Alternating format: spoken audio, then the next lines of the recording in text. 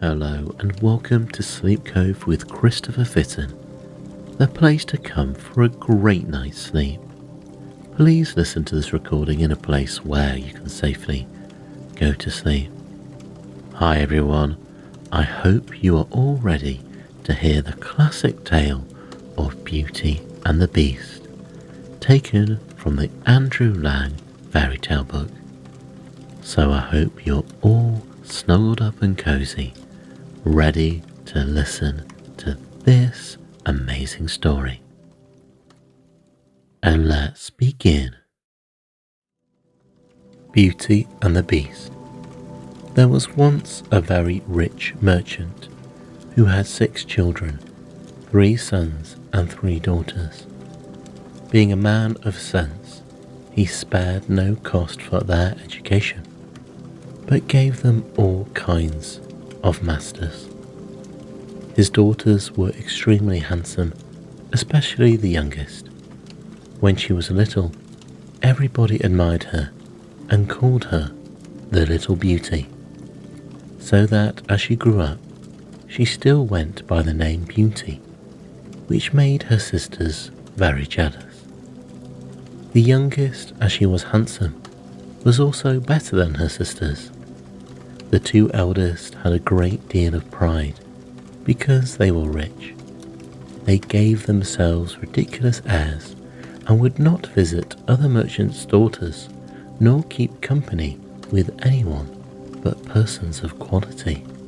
They went out every day upon parties of pleasure, balls, plays, concerts, etc., and laughed at their younger sister because she spent the greatest part of her time in reading good books.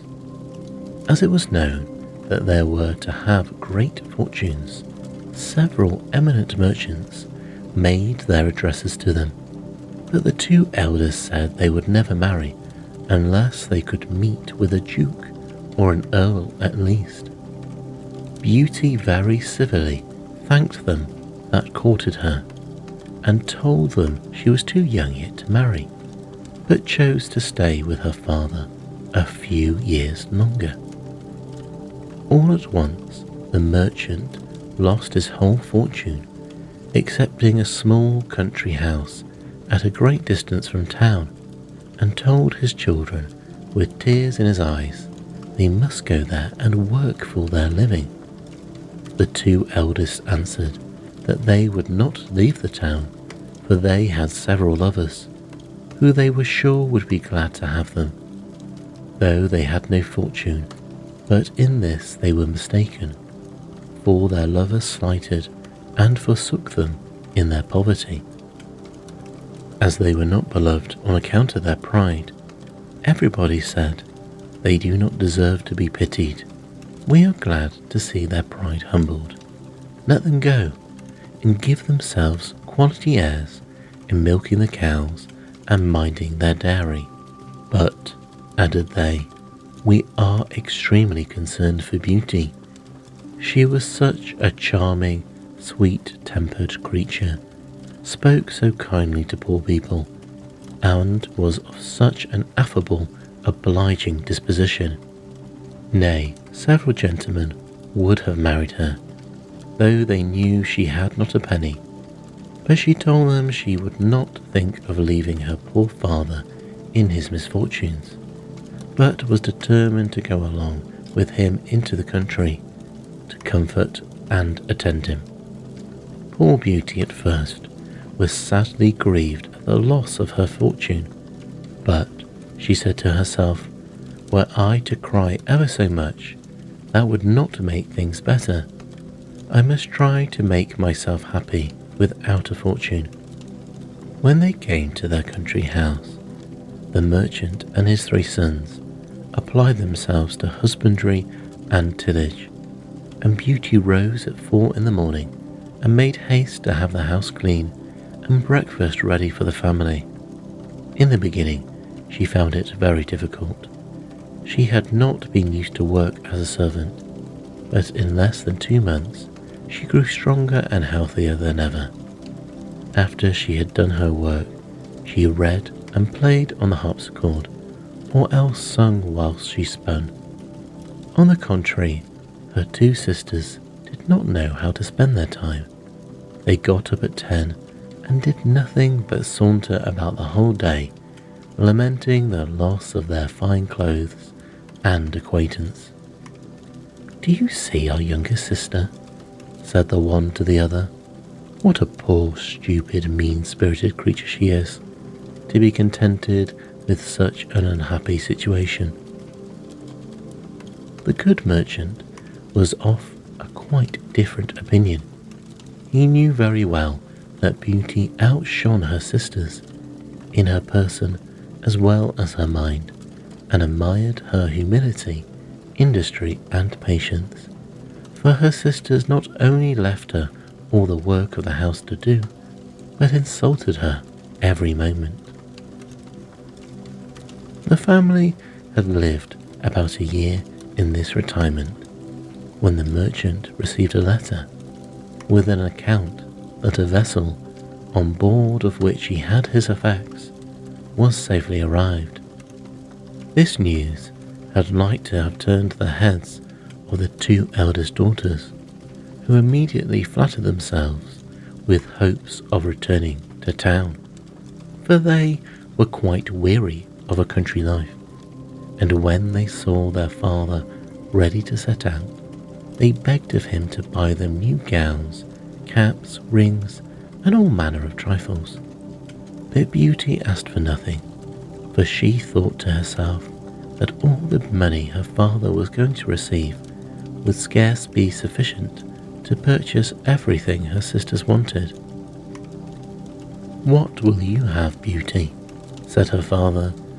"Since you are so kind as to think of me," answered she, "be so kind as to bring me a rose, for as none grow hereabouts, they are kind of a rarity." Not that Beauty cared for a rose, but she asked for something lest she should seem by her example to condemn her sister's conduct. Who would have said she did it only to look particular? The good man went on his journey, but when he came back there, they went to law with him about the merchandise, and after a great deal of trouble and pains to no purpose, he came back as poor as before. He was within 30 miles of his house, thinking on the pleasure he should have in seeing his children again, when going through a large forest, he lost himself. It rained and snowed terribly. Beside, the wind was so high that it threw him twice off his horse, and night coming on, he began to apprehend being either starved to death with cold and hunger, or else devoured by the wolves, whom he had heard howling all around him, when, on a sudden, looking through the long walk of trees, he saw a light at some distance, and going on a little farther, perceived it came from a palace illuminated from top to bottom.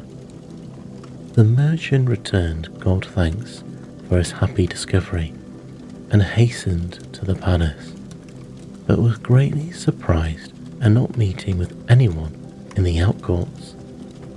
His horse followed him, and seeing a large stable open, went in, and finding both hay and oats, the poor beast, who was almost famished, fell to eating very heartily. The merchant tied him up to the manger, and walked towards the house, where he saw no one, but entering into a large hall, he found a good fire and a table plentifully set out, with but one cover laid. As he was wet quite through with the rain and snow, he drew near the fire to dry himself. "I hope," said he, "the master of the house or his servants will excuse the liberty I take. I suppose it will not be long before some of them appear." He waited a considerable time, till it struck 11, and still nobody came. At last he was so hungry that he could stay no longer, but took a chicken and ate it in 2 mouthfuls, trembling all the while. After this he drank a few glasses of wine, and growing more courageous, he went out of the hall and crossed through several grand apartments with magnificent furniture, till he came into a chamber which had an exceedingly good bed in it. And as he was very much fatigued, and it was past midnight, he concluded it was best to shut the door and go to bed. It was 10 the next morning before the merchant waked, and as he was going to rise, he was astonished to see a good suit of clothes in the room of his own, which were quite spoiled. "Certainly," said he, "this palace belongs to some kind fairy who has seen and pitied my distress." He looked through the window, but instead of snow, he saw the most delightful arbours, interwoven with the most beautiful flowers that ever were beheld. He then returned to the great hall, where he had supped the night before, and found some chocolate ready made on a little table. "Thank you, good Madam Fairy," said he aloud, "for being so careful as to provide me a breakfast. I am extremely obliged to you for all your favours." The good man drank his chocolate, then went to look for his horse, but passing through an arbour of roses, he remembered Beauty's request to him, and gathered a branch on which were several roses. Immediately he heard a great noise, and saw such a frightful beast coming towards him that he was ready to faint away. "You are very ungrateful," said the beast to him in a terrible voice. "I have saved your life by receiving you into my castle, and in return you steal my roses, which I value beyond anything in the universe. But you shall die for it. I give you but a quarter of an hour to prepare yourself to say your prayers." The merchant fell on his knees and lifted up both hands. "My dear lord," said he, "I beseech you to forgive me. Indeed, I had no intention to offend in gathering a rose for one of my daughters, who desired me to bring her one." "My name is not my lord," replied the monster, "but beast. I don't love compliments, not I. I like people should speak as they think, and do not imagine I am not moved by any of your flattering speeches. But you say you have got daughters. I will forgive you, on condition that one of them come willingly and suffer for you. Let me have no words, but go about your business, and swear that if your daughter refuses to die in your stead, you will return within 3 months." The merchant had no mind to sacrifice his daughters to the ugly monster, but he thought in obtaining this respite he should have the satisfaction of seeing them once more. So he promised, upon oath, he would return, and the beast told him he might set out when he pleased. "But," added he, "you shall not depart empty-handed. Go back to the room where you lay, and you will see a great empty chest. Fill it with whatever you like best, and I will send it to your home." And at the same time, Beast withdrew. "Well," said the good man to himself, "if I must die, I shall have the comfort at least of leaving something to my poor children." He returned to the bedchamber, and finding a great quantity of broad pieces of gold, he filled the great chest the beast had mentioned, locked it, and afterwards took his horse out of the stable, leaving the palace with as much grief as he had entered it with joy. The horse of his own accord took one of the roads of the forest, and in a few hours the good man was at home. His children came around him, but instead of receiving their embraces with pleasure, he looked on them, and holding up the branch he had in his hands, he burst into tears.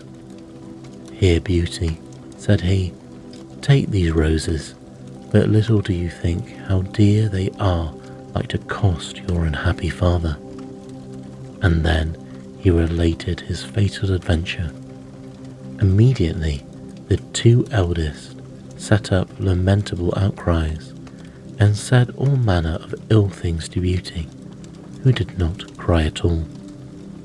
"Do but see the pride of that little wretch," said they. "She would not ask for fine clothes, as we did, but no, truly Miss wanted to distinguish herself, so now she will be the death of our poor father, and yet she does not so much as shed a tear." "Why should I?" answered Beauty. "It would be very needless, for my father shall not suffer upon my account, since the monster will accept of one of his daughters. I will deliver myself up to all his fury, and I am very happy in thinking that my death will save my father's life, and be a proof of my tender love for him." "No, sister," said her three brothers, "that shall not be. We shall go find the monster and kill him, or perish in the attempt." "Do not imagine any such thing, my sons," said the merchant. "Beast's power is so great, and I have no hopes of you overcoming him. I am charmed with Beauty's kind and generous offer, but I cannot yield to it. I am old and have not long to live, so can only lose a few years, which I regret for your sakes alone, my dear children." "Indeed, father," said Beauty, "you shall not go to the palace without me. You cannot hinder me from following you." It was to no purpose all they could say. Beauty still insisted on setting out for the fine palace, and her sisters were delighted at it, for her virtue and amiable qualities made them envious and jealous. The merchant was so afflicted at the thoughts of losing his daughter that he had quite forgot the chest full of gold. But at night, when he retired to rest, no sooner had he shut his chamber door than, to his great astonishment, he found it by his bedside. He was determined, however, not to tell his children that he was grown rich, because they would have wanted to return to town, and he was resolved not to leave the country. But he trusted Beauty with the secret, who informed him that two gentlemen came in his absence and courted her sisters. She begged her father to consent to their marriage and give them fortunes, for she was so good that she loved them and forgave them heartily all their ill usages. These wicked creatures rubbed their eyes with an onion to force some tears when they parted with their sister, but her brothers were really concerned. Beauty was the only one who did not shed tears at parting, because she would not increase their uneasiness. The horse took the direct road to the palace, and towards evening they perceived it illuminated as at first. The horse went of himself into the stable, and the good man and his daughter came into the great hall, where they found a table splendidly served up, and two covers. The merchant had no heart to eat, but Beauty endeavoured to appear cheerful, and sat down to table and helped him. Afterwards, thought she to herself, "He surely has a mind to fasten me before he eats me, since he provides such a plentiful entertainment." When they had supped, they heard a great noise, and the merchant, all in tears, bid his poor child farewell, for he thought Beast was coming. Beauty was sadly terrified at his horrid form, and she took courage as well as she could, and the monster having asked her if she came willingly. "Yes," she said, trembling. "You are very good, and I am greatly obliged to you, honest man. Go your ways tomorrow morning, but never think of returning here again. Farewell, Beauty." "Farewell, Beast," answered she, and immediately the monster withdrew. "Oh, daughter," said the merchant, embracing Beauty, "I am almost frightened to death. Believe me, you had better go back and let me stay here." "No, father," said Beauty in a resolute tone. "You should set out tomorrow morning and leave me in the care and protection of Providence." They went to bed and thought they should not close their eyes all night, but scarce were they laid down than they fell asleep, and Beauty dreamed a fine lady came and said to her, "I am content, Beauty, with your good will. This good action of yours is giving up your own life to save your father's, shall not go unrewarded." Beauty waked and told her father her dream, and though it helped to comfort him a little, yet he could not help crying bitterly when he took leave of his dear child. As soon as he was gone, Beauty sat down in the great hall and fell a-crying likewise, but as she was mistress of a great deal of resolution, she recommended herself to God, and resolved not to be uneasy the little time she had to live, for she firmly believed Beast would eat her up that night. However, she thought she might as well walk about till then, and view this fine castle, which she could not help admiring. It was a delightful, pleasant place, and she was extremely surprised at seeing a door over which was wrote "Beauty's apartment." She opened it hastily, and was quite dazzled with the magnificence that reigned throughout. But what quite chiefly took up her attention was a large library, a harpsichord, and several music books. "Well," she said to herself, "I see they would not let my time hang heavy on my hands for want of amusement." Then she reflected, "Were I but to stay here a day, there would not have been all these preparations." This consideration inspired her with fresh courage, and opening the library, she took a book and read these words in letters of gold: "Welcome, Beauty, banish fear, you are queen and mistress here. Speak your wishes, speak your will, swift obedience meets them still." "Alas," she said with a sigh, "there is nothing I desire so much as to see my poor father and to know what he is doing." She had no sooner said this when, casting her eyes on a great looking glass, to her great amazement she saw her own home, where her father arrived with a very dejected countenance. Her sisters went to meet him, and notwithstanding their endeavours to appear sorrowful, their joy felt for having got rid of their sister was visible in every feature.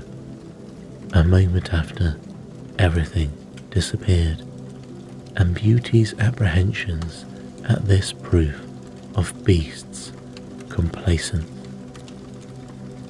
At noon she found dinner ready, and while at table was entertained with an excellent concert of music, though without seeing anybody.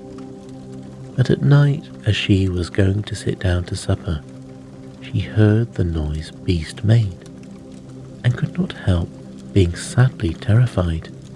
"Beauty," said the monster, "will you give me leave to see you sup?" "That is as you please." answered Beauty, trembling. No, replied the beast. You are alone, our mistress here. You need only bid me to be gone. If my presence is troublesome, I will immediately withdraw. But tell me, do not you think me very ugly? That is true, said Beauty, for I cannot tell a lie, but I believe you are very good-natured. So I am, said the monster, but then, beside my ugliness, I have no sense. I know very well that I am a poor, silly, stupid creature. 'Tis no sign of folly to think so, replied Beauty, for never did fool know this, or had so humble a conceit of his own understanding. Eat then, Beauty, said the monster, and endeavour to amuse yourself in your palace, for everything here is yours, and I should be very uneasy if you were not happy. You are very obliging, answered Beauty.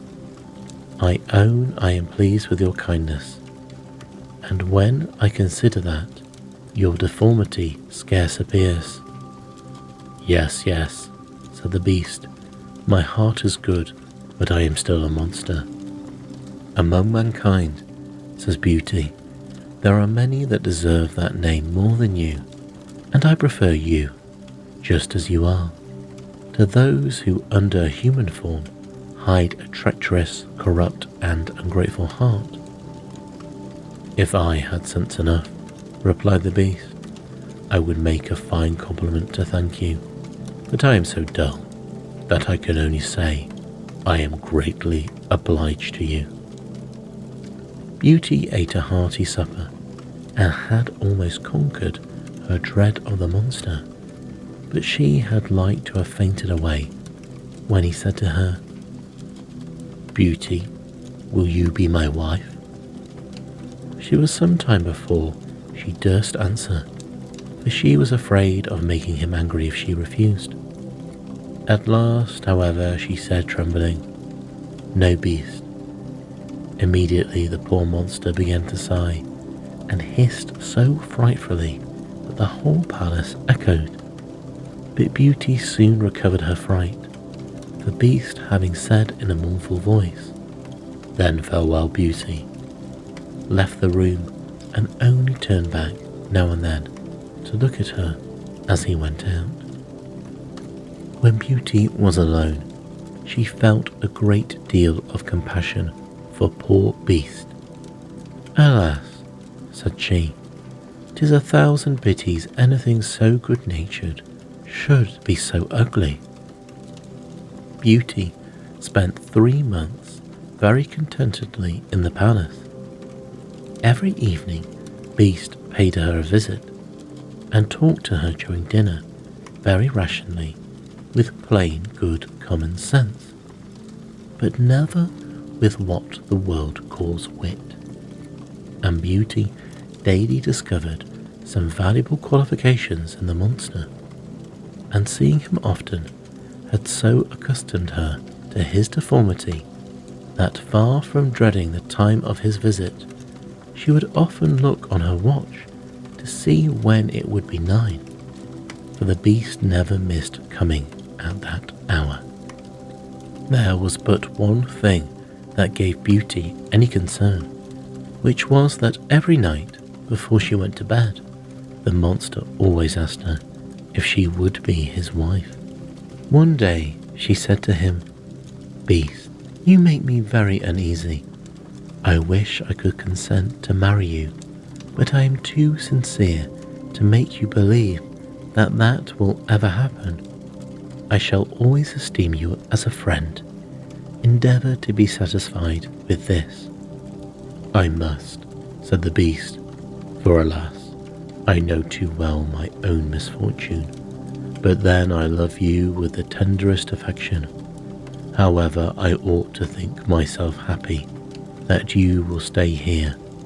Promise me never to leave me. Beauty blushed at these words. She had seen in her glass that her father had pined himself sick for the loss of her, and she longed to see him again. "I could," answered she, "indeed promise never to leave you entirely, but I have so great a desire to see my father that I shall fret to death if you refuse me that satisfaction." "I had rather die myself," said the monster, "than give you the least uneasiness. I will send you to your father. You shall remain with him, and poor beast will die with grief." "No," said Beauty, weeping, "I love you too well to be the cause of your death. I will give you my promise to return in a week, and you have shewn me that my sisters are married, and my brothers gone to the army. Only let me stay a week with my father, as he is alone."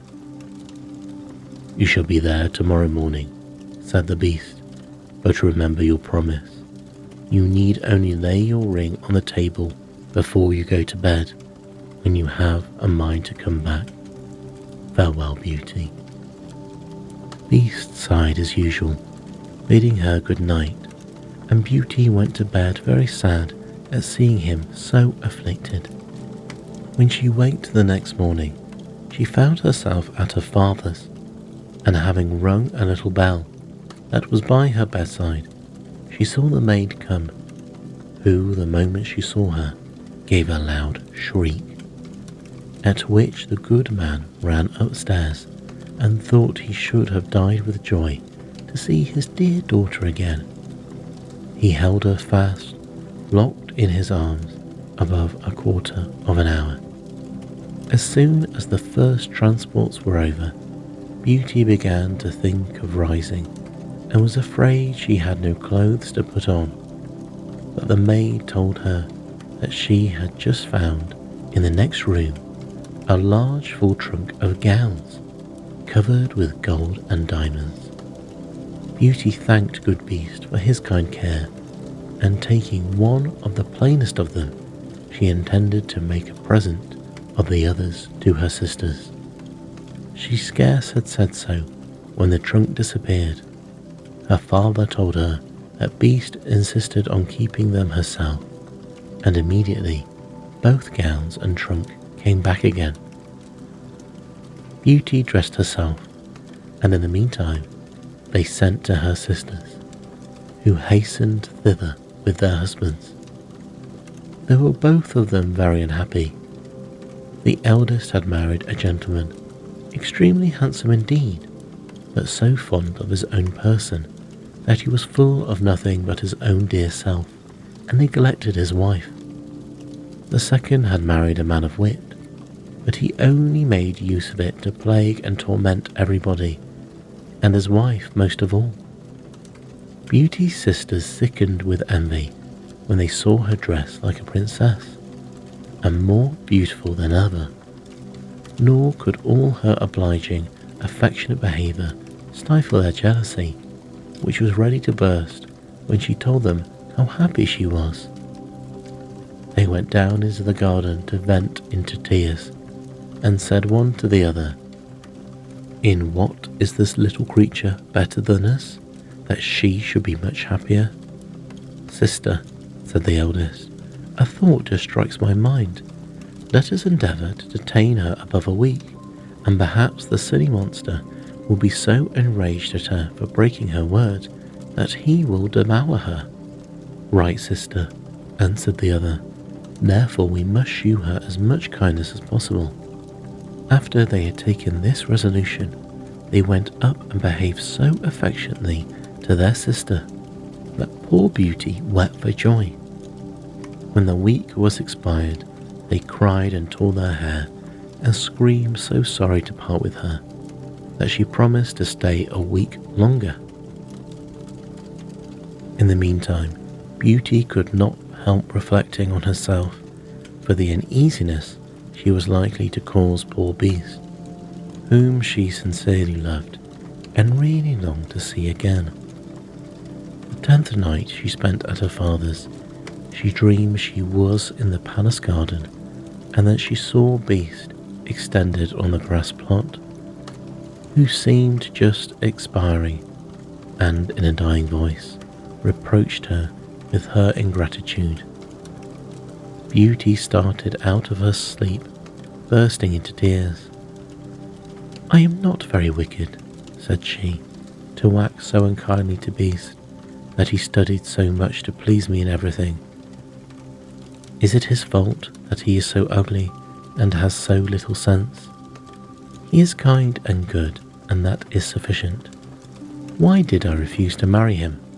I should be happier with the monster than my sisters are with their husbands. It is neither wit nor a fine person in a husband that makes a woman happy, but virtue, sweetness of temper, and complacence. And Beast has all these valuable qualifications. It is true, I do not feel the tenderness of affection for him, but I find I have the highest gratitude, esteem, and friendship, and I will not make him miserable.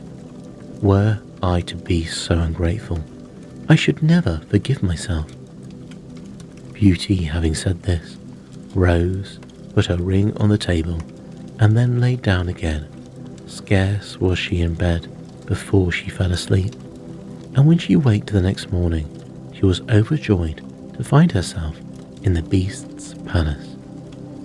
She put on one of her richest suits to please him, and waited for evening with the utmost impatience. At last the wished-for hour came, and the clock struck 9. Yet no Beast appeared. Beauty then feared she would have been the cause of his death. She ran crying and wringing her hands all about the palace, like one in despair. After having sought for him everywhere, she recollected her dream and flew to the canal in the garden, where she dreamed she saw him. There she found poor Beast stretched out, quite senseless, and, as she imagined, dead. She threw herself upon him without any dread, and finding his heart beat still, she fetched some water from the canal and poured it on his head. Beast opened his eyes and said to Beauty, "You forgot your promise, and I was so afflicted for having lost you, I resolved to starve myself. But since I have the happiness of seeing you once more, I die satisfied." "No, dear Beast," said Beauty, "you must not die. Live to be my husband. From this moment I give you my hand and swear to be none but yours. Alas, I thought I only had friendship for you, but the grief I now feel convinces me that I cannot live without you."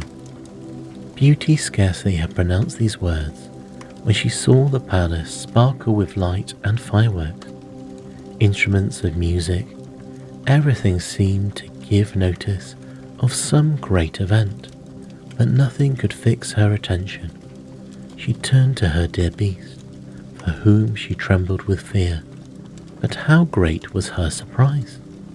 Beast had disappeared, and she saw at her feet one of the loveliest princes that I ever beheld, who returned her thanks for having put an end to the charm under which he had so long resembled a beast. Though this prince was worthy of all her attention, she could not forbear asking where Beast was. "You see him at your feet," said the prince. "A wicked fairy had condemned me to remain under that shape till a beautiful lady should consent to marry me. The fairy likewise enjoined me to conceal my understanding. There was only you in the world generous enough to be won by the goodness of my temper, and in offering you my crown, I can't discharge the obligations I have to you." Beauty, agreeably surprised, gave the charming prince her hand to rise.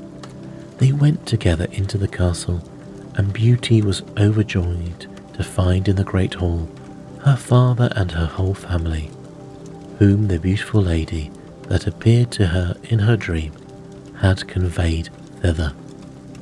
"Beauty," said the lady, "come and receive the reward of your judicious choice. You have preferred virtue before either wit or beauty, and deserve to find a person in whom all these qualifications are united. You are going to be a great queen. I hope the throne will not lessen your virtue or make you forget yourself. As to you, ladies, said the fairy to the beauty's two sisters, I know your hearts and all the malice they contain. Become two statues, but under this transformation still retain your reason. You shall stand before your sister's palace gate, and be it your punishment to behold her happiness, and it will not be in your power to return to your former state till you own your faults. But I am very much afraid that you will always remain statues. Pride, anger, gluttony, and idleness are sometimes conquered, but the conversion of maliciousness and envious minds is a kind of miracle. Immediately the fairy gave a stroke with her wand, and in a moment all that were in the hall were transported into the prince's palace. His subjects received him with joy. He married Beauty and lived with her for many years, and their happiness, as it was founded on virtue, was complete. The end.